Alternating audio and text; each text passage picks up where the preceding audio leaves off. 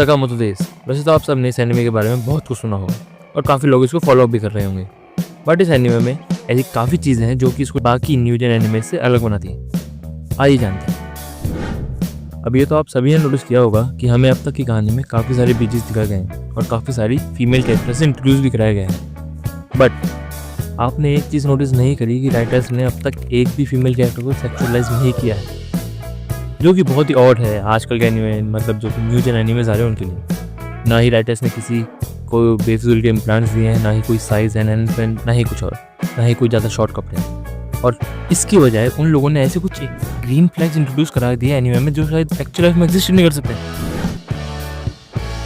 अब देखो यार, ये बात तो कहीं ना कहीं हम सबको अजीब लगी है कि ये साले असैसिन्स बीच रोड पर लड़ रहे हैं और पब्लिक को घंटा फर्क नहीं पड़ रहा। मतलब ना जाने क्या क्या खा के आए हैं सारे के सारे, जिसको देखो उसको लगता है कोई ना कोई फिल्म की शूटिंग ही चल रही है। मतलब सच में यार, लोग मर रहे हैं उनके हिसाब से फिल्म की शूटिंग चल रही है, वो लोग सपोर्ट भी कर रहे हैं, वो लोग खुश हो रहे हैं देख के, चाहे वो आईफिल टावर पर लड़ रहे हो, चाहे वो लोग बीच रोड पर लड़ रहे हैं ट्रैफिक के बीच में, करने किसी को मार दे। वाह यार, क्या मूवी चल रही है।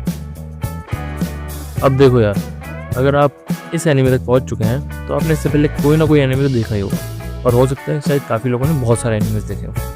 और हम सब एक बात जानते हैं, जहाँ पर लाइफ एंड डेथ सिचुएशन आती है वहाँ पे फाइट हमेशा डेथ से ही एंड होती है, आप इसको छोड़ नहीं सकते।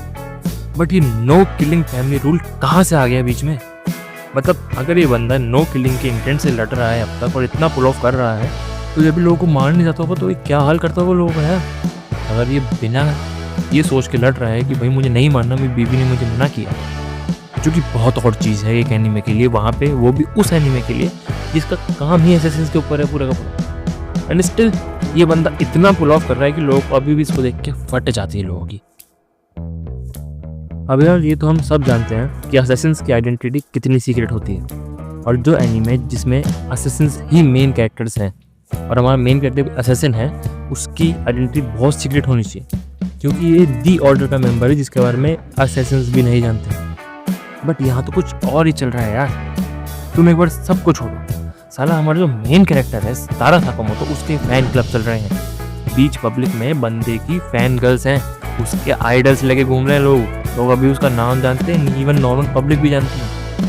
यार इतना ऑड नहीं होना चाहिए था इस चीज़ को, जो कि हाँ इंटरेस्टिंग बनाती है हमारे लिए चीज़ों को, कि कहीं ना कहीं तारा साकामोतो को पता चलता है कि वाह यार मेरे इतने फैन गर्ल्स, और वो बहुत ही अनकम्फर्टेबल हो जाता है, बट हमें मज़ा आ रहा है। लेकिन फिर भी यार, अगर तुम एक असैसिन एसोसिएशन के साथ देख रहे हो तो यार बहुत ख़राब काम कर रहे हैं वो लोग। वो अपने मेन कैरेक्टर की आइडेंटिटी लीक कर चुके हैं अब तक। सही है।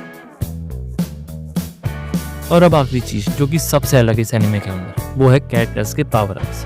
अब देखो यार, हम सब ने कई सारे एनिमे देखे हैं, मैंने अपने अब तक शायद बहुत सारे एनिमेज, चाहे वो सबसे बड़े एनिमेज हों, बहुत लॉन्ग हो, चाहे कितने शॉर्ट हो, हर एक एनिमे में एक कॉमन चीज़ होती है, वो है एक हमारे मेन कैरेक्टर का पावर अप। अब यहाँ पे मेन कैरेक्टर की पावर अप रियरली हमें दिखते हैं, बट बाकी जो असैसिन्स है इसमें, बाकी जो हमारे साइड कैरेक्टर हैं, सबके पावर अप दिख रहे हैं, चाहे वो शिन हो, चाहे लू हो, या फिर कोई और मेन कैरेक्टर हो, साइड कैरेक्टर सॉरी। लेकिन यहाँ पे एक ऑकवर्ड चीज़ है, अगर हम कहीं और देखते हैं, किसी और एनिमे देखते हैं, तो वहाँ पे पावर अप होते हैं ताकि सामने वाले बंदे को हराया जा सके। हमारा मेन कैरेक्टर, साइड कैरेक्टर जो भी किसी तरह का पावर अप लेता है, वो बंदे को हराने के लिए लेता है। लेकिन इस एनिमे में बंदे को पावर अप तब मिलता है जब उसको दिख रहा है कि भाई उसकी मरने वाली है, वो मरने वाला है, तब जाके उसकी एक इनर पावर जागती है कि यस, यही तो वो पावर है जब तक मेरी शांत बैठी थी और मुझे इसी को जगाना था। अब देखो यार, ये तो वो 5 चीज़ हो गई जो कि मुझे बहुत अलग लगी इस एनिमे में, जो कि नॉर्मली हमें एनिमेज में देखने को नहीं मिलती। इसके अलावा भी अगर कुछ ऑकवर्ड है, कुछ नया जो आपको लगा इस एनिमे में, जो कि बाकी न्यू जेन एनिमेज में नहीं दिख रहा है आपको, हो सकता है शायद कुछ पुराने एनिमेज में भी ना दिख रहा हो, तो प्लीज़ कमेंट करिए। और आगे अगर आप किसी और एनिमे के बारे में जानना है तो प्लीज़ कमेंट करिए। See you in the next video.